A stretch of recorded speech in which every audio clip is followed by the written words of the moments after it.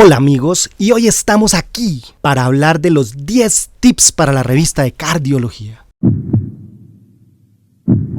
Cardiotips Podcast.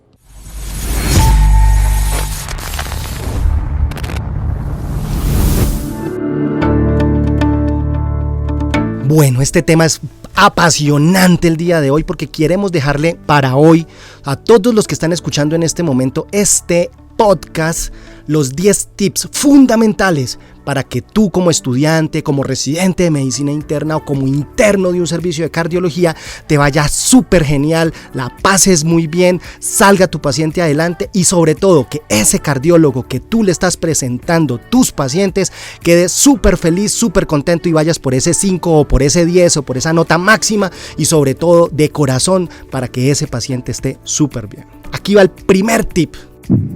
Lo más importante que siempre debemos tener en cuenta es la identificación completa de ese paciente. Cuál es su nombre, su edad, de dónde viene, dónde nació y su ocupación.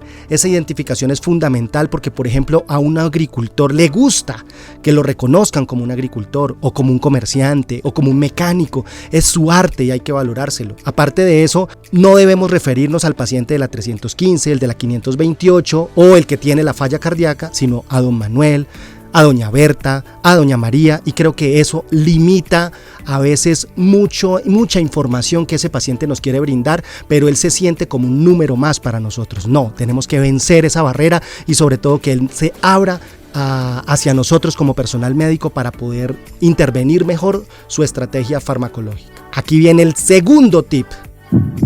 Sus antecedentes. Es muy importante tener en cuenta y conocer en cardiología sus antecedentes. Ejemplo, si es diabético, si es un diabético insulinorequiriente, si es un diabético y hace cuántos años es diabético, igual con hipertensión, igual con enfermedad coronaria, igual con dislipidemia. Por eso es fundamental que tengamos en cuenta todos esos antecedentes médicos relacionados con las patologías cardiovasculares. Tercer tip. Los síntomas. A veces nosotros obviamos esto y esta información porque usualmente cuando el paciente ya se encuentra en la revista de cardiología ha pasado por múltiples valoraciones, mucha información, muchos médicos han plasmado los síntomas que han interrogado, pero hay unos síntomas en cardiología que siempre debemos preguntar.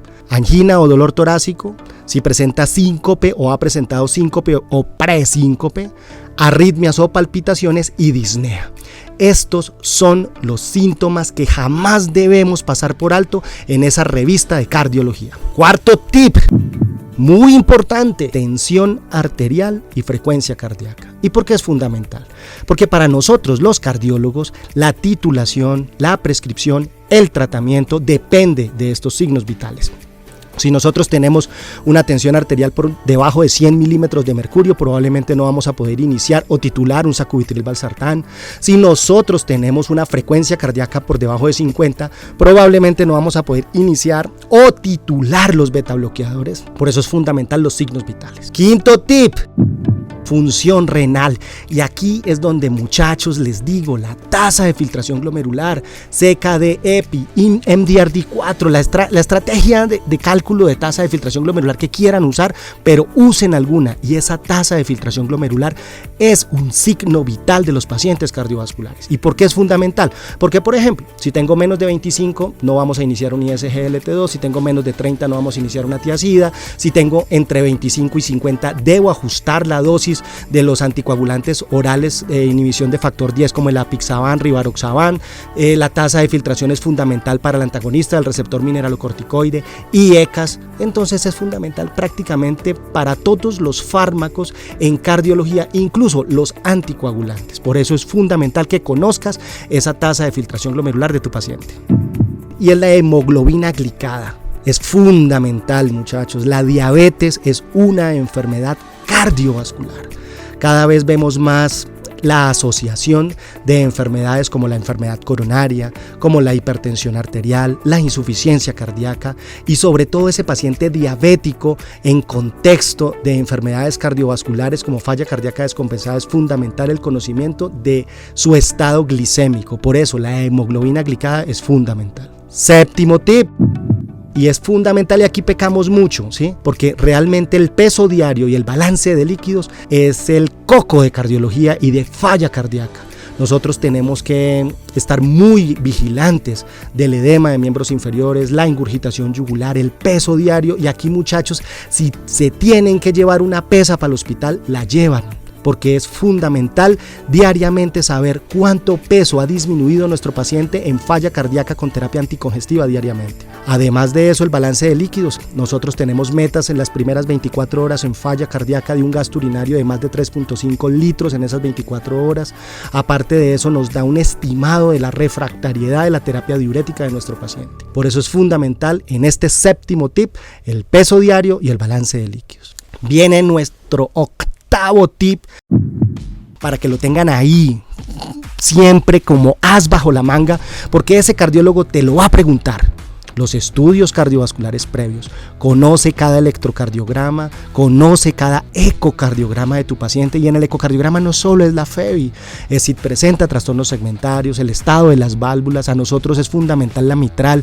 Créanme que usted, una insuficiencia mitral moderada o severa, no se debe pasar por alto el estado de su ritmo cardíaco con el holter de ritmo, y aquí vienen arritmias ventriculares, carga rítmica, si tiene fibrilación auricular o no, porque la estrategia farmacológica y de enfoque diagnóstico y terapéutico puede variar dependiendo cómo tengamos el electro, el eco y el holter. Y en ese electrocardiograma es fundamental en falla cardíaca cuánto mide el QRS y la morfología de ese QRS. Patrón de bloqueo o bloqueo de rama izquierda o no bloqueo de rama izquierda. Noveno tip, muchachos, ya estamos a punto de acabar, no perdamos la atención. El cálculo del riesgo cardiovascular. Cada vez es más importante saber si es un riesgo cardiovascular bajo, moderado, alto o muy alto riesgo cardiovascular, sobre todo para las metas del LDL. Recordemos, 110, 70, 55 o menos de 55 para que tengamos en cuenta el riesgo cardiovascular con colesterol LDL en nuestro paciente. Décimo punto, ya estamos finalizando, y es el tratamiento médico actual. Siempre es fundamental que sepamos cuál es el servicio tratante, cómo está la prescripción de su dieta, hipoglúcida, hiposódica, restricción hídrica, restricción de proteínas en un paciente renal crónico. Es fundamental la posición de ese paciente, si es una cabecera 30 grados, 45 grados o indiferente, la prescripción del oxígeno, la prescripción de los líquidos endovenosos. Y aquí yo soy un abanderado cada día más que los líquidos endovenosos externos no son tan necesarios. Es mejor un adapter, y más en esos pacientes con falla cardíaca descompensada. Nada ganamos con furosemida a dosis altas y líquidos a 100 cc por hora. Eso es muy importante tenerlo en cuenta. ¿Cuáles son las mezclas? ¿Cuál es el tratamiento antibiótico? ¿Y cuál es la indicación de ese tratamiento antibiótico y el ajuste a la función renal? Si tiene o no gastroprotección. Recordemos que todos los estudios de inhibidores de bombas de protones excluyeron pacientes como fibrilación auricular, síndrome coronario, terapia doble antiagregante o anticoagulados, porque de entrada tienen un alto riesgo de sangrado. Si tiene tromboprofilaxis o indicación de anticoagulación, y ajustémoslo a la edad, el peso y la función renal. Además, la terapia médica óptima de insuficiencia cardíaca, siempre en plan de titulación de fármacos, y que tenemos pendientes para que ese paciente te lleve una estrategia dirigida, pensada y como meta. ¿Para qué? Para que al final ese paciente salga adelante, para que al final ese interno, estudiante o residente de medicina interna presente su revista médica de cardiología de una forma excepcional, ese cardiólogo salga feliz, y sobre todo para que este capítulo número 25 de este Cardio Tips Podcast llegue a éxito. Un saludo muy especial, un feliz día de velitas, una feliz Navidad para todos, y que todos los buenos deseos se cumplan. Ahora a soñar en grande, muchachos, porque solo al que sueña se le cumplen los sueños. Y recuerden, amigos, a cuidar el corazón hasta el último latido. Sigue al Dr. Conte en sus redes sociales: Facebook, Instagram, YouTube y TikTok.